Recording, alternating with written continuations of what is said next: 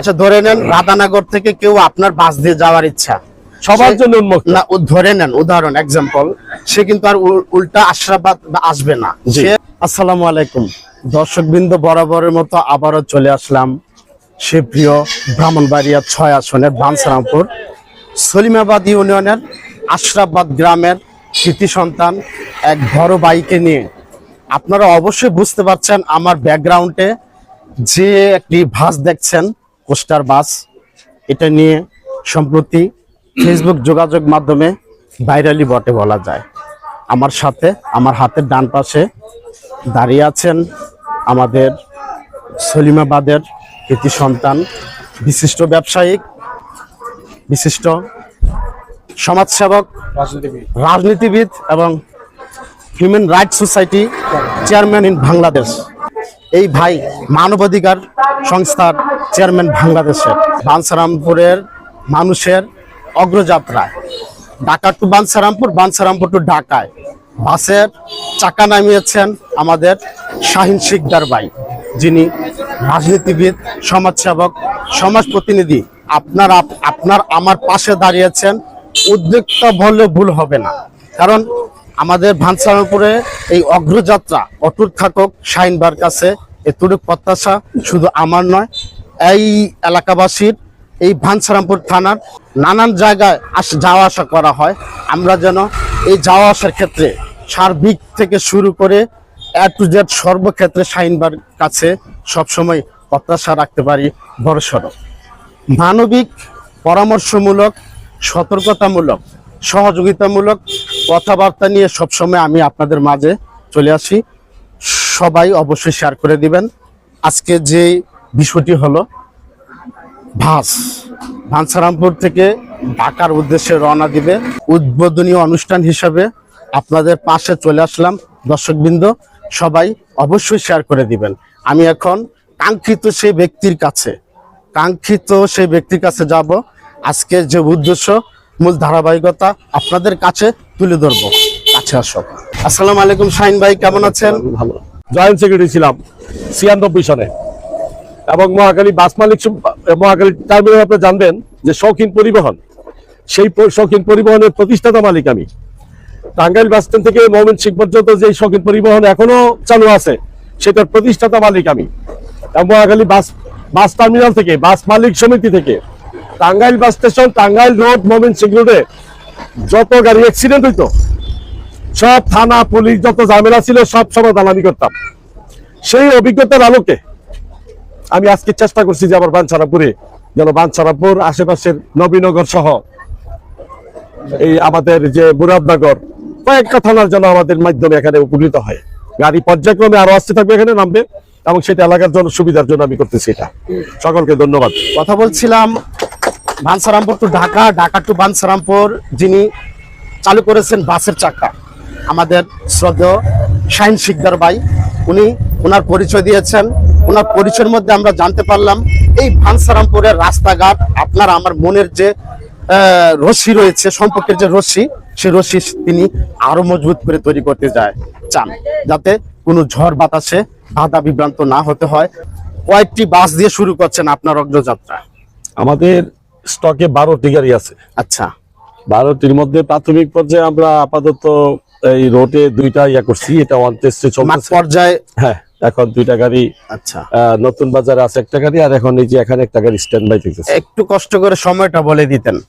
সময়টা সকাল 8টার সময় এই বাঞ্ছারামপুর আশরাফবাদ থেকে ছাড়বে। আশরাফবাদ হয়ে মিরপুর দিয়ে ফতেপুর বাজার হয়ে শরীয়তপুর, আসাদনগর, মাতুরবাড়ির মোড় হয়ে ওদিকে ফেরিঘাট দিয়ে 300 ফিট হয়ে 100 ফিট দিয়ে নতুন বাজার বাটারা থানার সামনে ফ্যামিলি বাজারের সামনে থামবে গাড়ি। আবার অনুরূপ ভাবে ফ্যামিলি বাজার থেকে 100 ফিট হয়ে 300 ফিট দিয়ে বিষ্ণুদী ফেরিঘাট হয়ে এই আশরাফবাদের এখানে এসে থামবে। যাতায়াত ভাড়া কত ধরেছেন বা নির্ধারণ কত করা হয়েছে আপনাদের? এটা আমাদের কর্তৃপক্ষ যারা আছে এরা সিদ্ধান্ত নিচ্ছে সম্ভবত 500 টাকা আপাতত। এটা যেহেতু এসি গাড়ি তো, আর নন স্টপ গাড়ি, আচ্ছা রাস্তাঘাটে কোথাও থেকে কোনো লোকাল যাত্রী উঠানো হবে না, টিকেটের বাইরে কোনো যাত্রী যাবে না। আমি গত 2 বছর আগে কথা দিয়ে গেছিলাম এলাকাবাসীকে, আমাদের এলাকায় একটা গাড়ি নাই, সবাই অটো গাড়ি দিয়ে একটা রোগী নিতে পারে না, অনেক কষ্ট করে যাইতে হয় ঢাকাতে, 3-4টা গাড়ি তাদেরকে চেঞ্জ করতে হয় সিএনজি। তো এইভাবে সিএনজিতে কতক্ষণ বৈশা থাকা যায়? বাঞ্ছারাপুর থেকে ঢাকার অন্ততপক্ষে দূরত্ব 50 কিলোমিটারের কম না, সেখানে 50 কিলোমিটার দূরত্বের মধ্যে একটা সিএনজিতে কতক্ষণ বৈশা থাকতে পারে একটা মানুষ? আচ্ছা তো সার্বিক বিবেচনায় আমরা এটা একটা সেবামূলক প্রতিষ্ঠান হিসাবে এখানে আমরা চেষ্টা করতেছি এটাকে দাঁড় করানোর জন্য, এবং প্রত্যেকটা যাত্রীকে আমরা পানির বোতল সরবরাহ করার চেষ্টা করব, তাদেরকে ছোট্ট আপ্যায়নের জন্য বিস্কুট দেওয়ার ব্যবস্থা করছি আমরা। কত সিটের বাস পর্যায়ক্রমে আপনার এই বাসটি? এটা 26 সিটের, 26 কারণ সিটের। আমাদের যে রাস্তা অত্যন্ত কনজাস্টেড, একটা গাড়ি আরেকটা গাড়িকে সাইড দিতে অনেক সময় লাগে এবং কষ্ট হয়। তো সেই কারণে বিবেচনায় আমরা একটু ছোট গাড়ি দিছি, যেন এই এই রাস্তা দিয়ে যাতায়াত করতে কোনো অসুবিধা কারণ না হয়।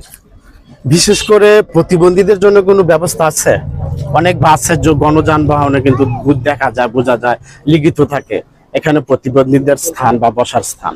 না, এরকম নির্ধারিত কোনো ইয়া নেই, তবে প্রতিবন্ধী বা কোনো অসুস্থ রোগী যদি থাকে তখন সেই ক্ষেত্রে এখানে কনসিডারেশন করে তাদেরকে sacrifice করা হবে। ভালো সিট বা ভালো জায়গায় যেন বসতে পারে, যেখানে জাকি কম লাগে, এরকম ব্যবস্থা অবশ্যই করবে সেখানে। আচ্ছা, টিকিট সংগ্রহের ব্যবস্থাটা কিভাবে নিয়েছেন? টিকেটে আমাদের এই যে এখানে সুপারভাইজার আছে মোহাম্মদ আলম, তার মোবাইল নাম্বার আমরা দিয়ে দিছি।